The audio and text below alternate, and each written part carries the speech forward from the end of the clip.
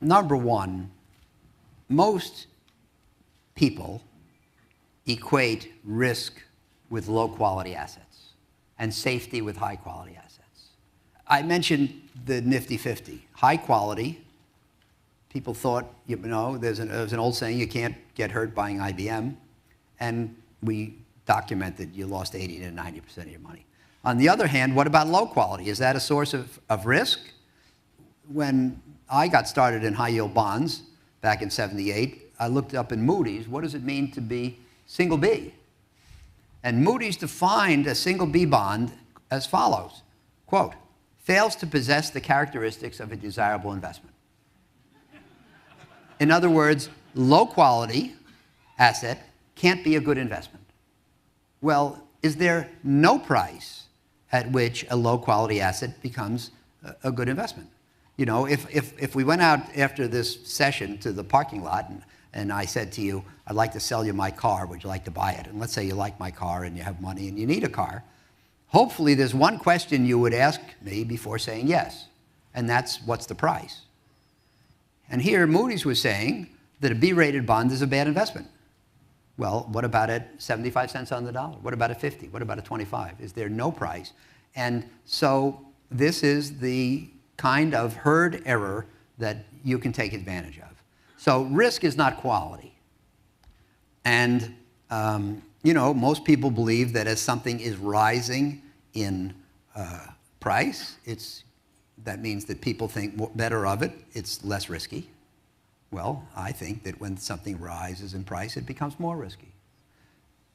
Most people believe that the things that everybody think are risky are risky. I think the things that everybody thinks are risky are safe because their aversion to it forces down the price to the point where it is safe and potentially lucrative. What is the riskiest thing in the world is the belief that there's no risk. And it's the belief, like in '07, the belief that there was no risk is what made the world risky. And in late '08, after Lehman Brothers melted down, the belief that there was no potential future is what created a great potential future. Let's talk about one of your favorite chapters in the book, knowing what you don't know.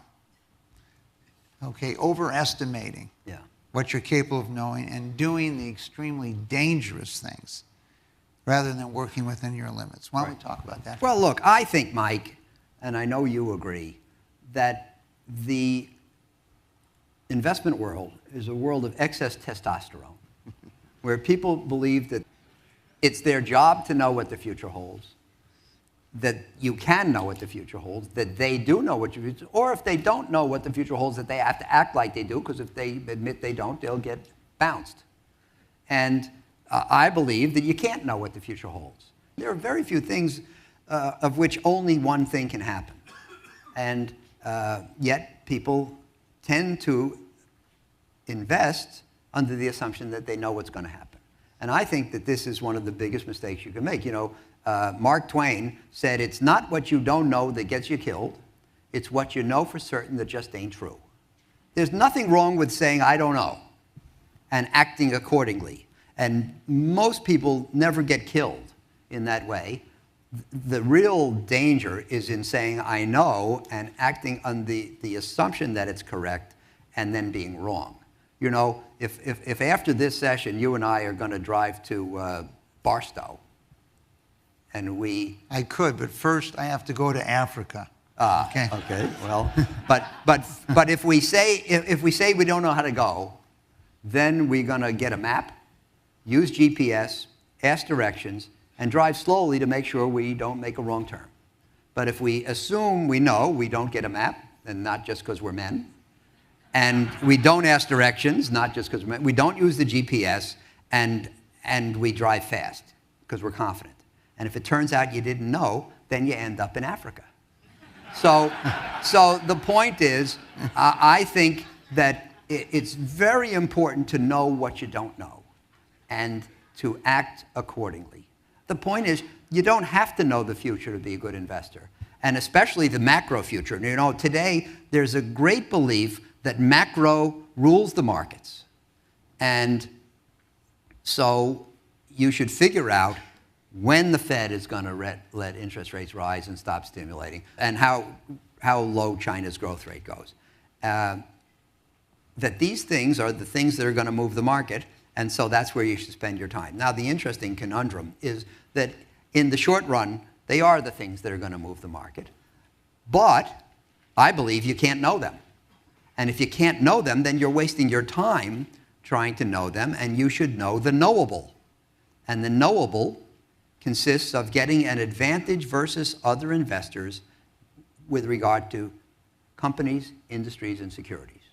And these are the things where hard work and skill will pay off, and these are the things you should spend your time on. Back around 81, I was interviewed by something called Financial News Network, which used to be on TV. And they said to me, how can you invest in junk bonds when you know some of them are going to go bankrupt? And I said, look, the most conservative companies in America are the life insurance companies. How can they insure people's lives when they know they're all going to die? But how do they do it? Number one, as you say, the key, it's risk they're aware of. They know they're going to die. It doesn't come from, oh, we had somebody die.